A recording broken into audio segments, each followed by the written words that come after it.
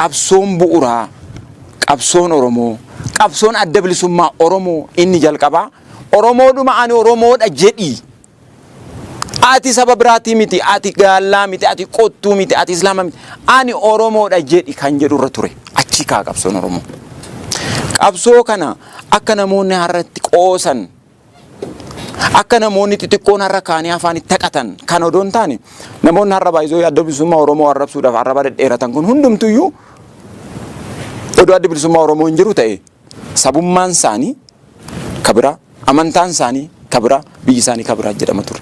Baga gammaddan baga gammanne bagattiin isin ga'e baga walumaan nuun ga'e kabajamoo hayyuu duree adda bilisummaa Oromoo Jaal Daawud Ibsaa jaallan hoogganoota gumii sabaa adda bilisummaa Oromoo hundi keessanuu baga jiraattan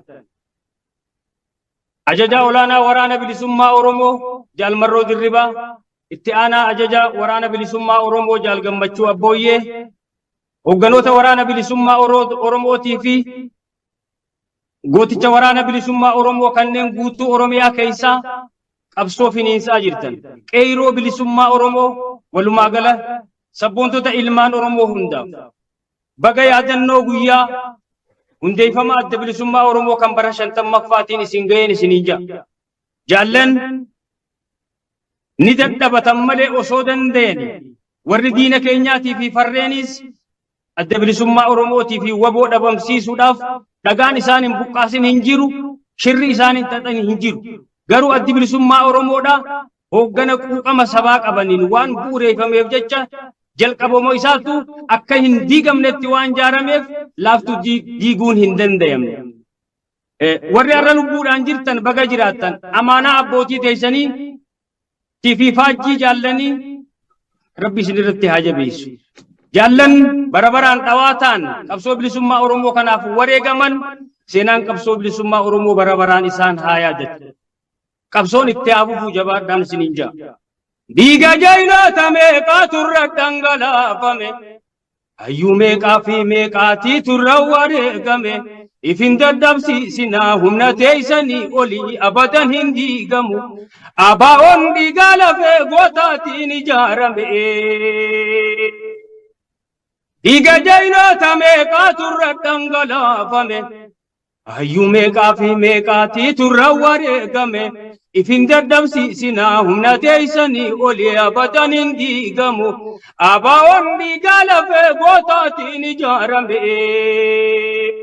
Warra isin calan warri diina keenya jaallan barri 50ffaan hundeeffama adda bilisummaa Oromoo yaadannoon isaa Juulaay 2023tti waan ta'eef guyyaa sanitti walitti dachaanaa jabaadhaa qabsoon itti haafufu injifannoo uummata Oromoof Kadir Said USA Minnesota.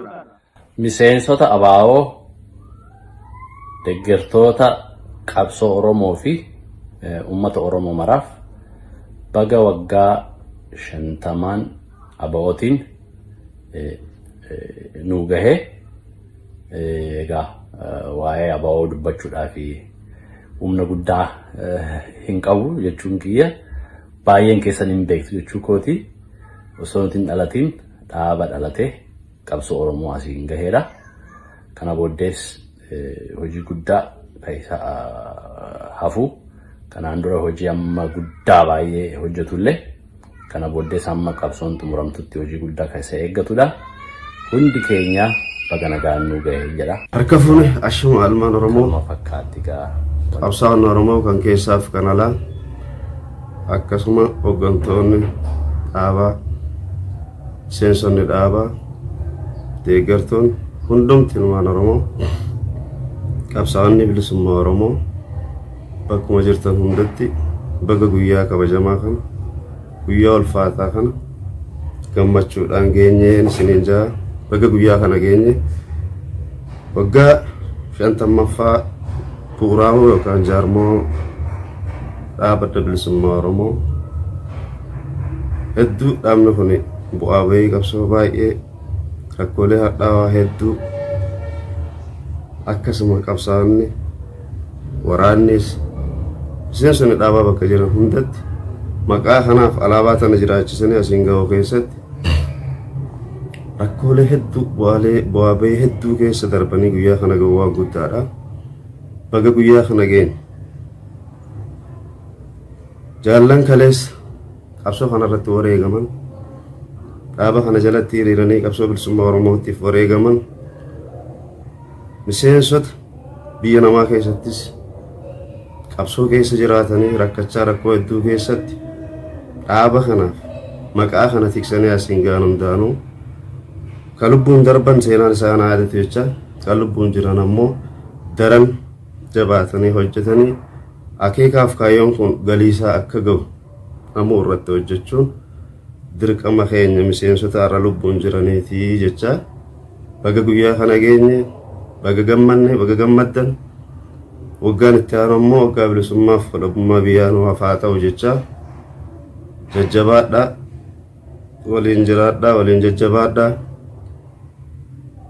injifannoo uummata Oromoo fi Abaa'oo dhaaba koo abbaa kaayyoo gaarii akeekni kee ifaa daandiin kan kee sirrii seenaa keessaa iftaa akka ji'a waarii miidhagdeen mul'attaa akka biiftuu barii miseensonni adda bilisummaa Oromoo addunyaa mararra jirtan akkasumas deeggartootaa fi mararfattoonni adda bilisummaa Oromoo marti keessan bakka jirtanutti guyyaa seena qabeessa hundeeffama adda bilisummaa Oromoo waggaa 50ffaa baga nagaan geessan.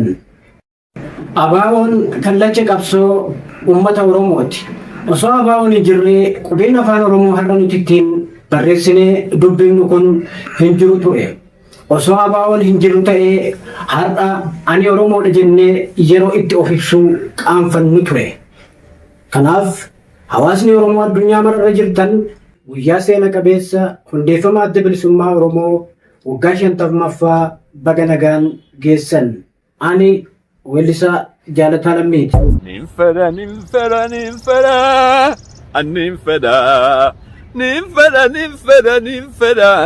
abaa'oon feda abaa'oon nafeetii anis ninfeda dhiiga lafee fooniin walii hidha abaa'oon nafeetii anis ninfeda dhiiga lafee fooniin walii hidha saba jaalaltii isaa hin cinnee addaa keessaa hin dhaladhe Oromoon maddaa addunyaa tanarra wanni naa ta'u afaan Oromootiin yoggaan haasa'u addunyaa tanarra wannumaan na aarsu ka kijiban jirreen Oromoo xureessu san rabbi haa busheessu rabbi haa balleessu amuuna lagaadhaa bakka takka geessu.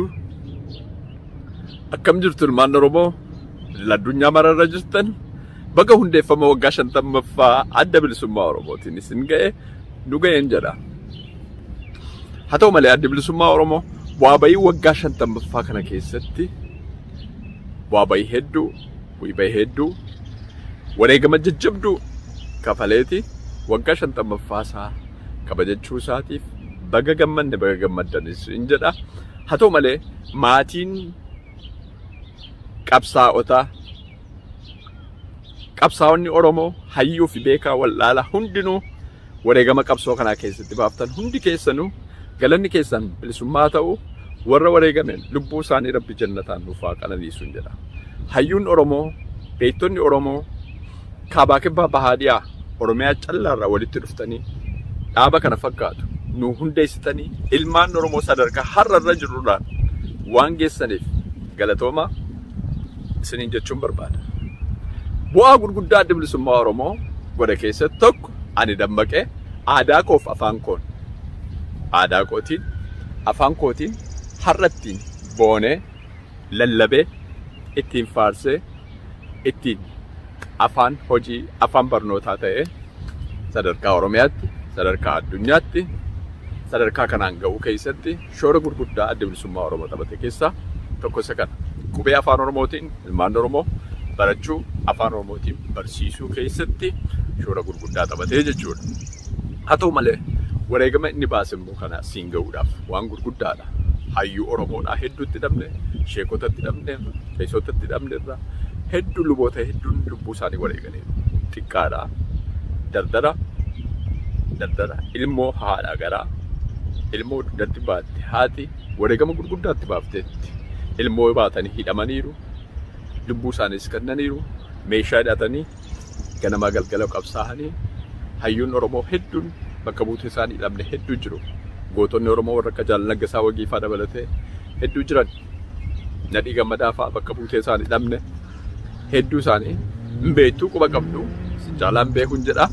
Tole haa ta'u malee egaa bu'aa bahii kana keessatti adda bilisummaa Oromoo sadarkaa gurguddaa dhiibee asiin ga'ee jira. Sanaaf daangaa Oromiyaan har'a qabdu Oromoon akka biyyan qaba afaanin qaba Oromiyaa jedhamtuyyuu ganduu gumaachuu keessatti shoora gurguddaa adda bilisummaa Oromoo taphate keessaa isa guddaadha.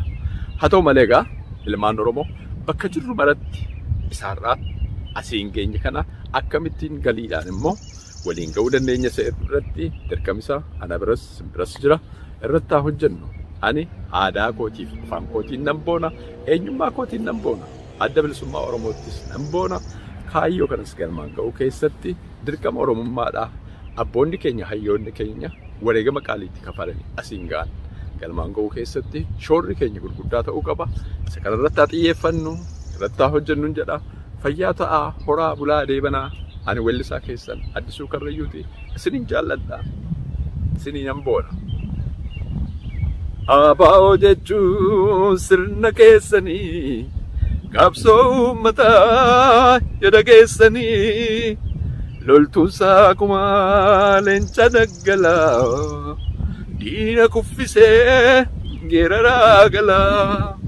Abaa'oo jechuun sirna keessanii qabsoo uummataa yaada keessanii loltuunsaa akkuma leenca daggalaa diina kuffisee geeraraa galee. Kaayyoo baana beennaa seeraaf sirna qabnaa duubatti hin deebinu kana beekaa kana beena. Kaayyoo baana beennaa seeraaf sirna qabnaa duubatti hin deebinu kana beekaa kana beena.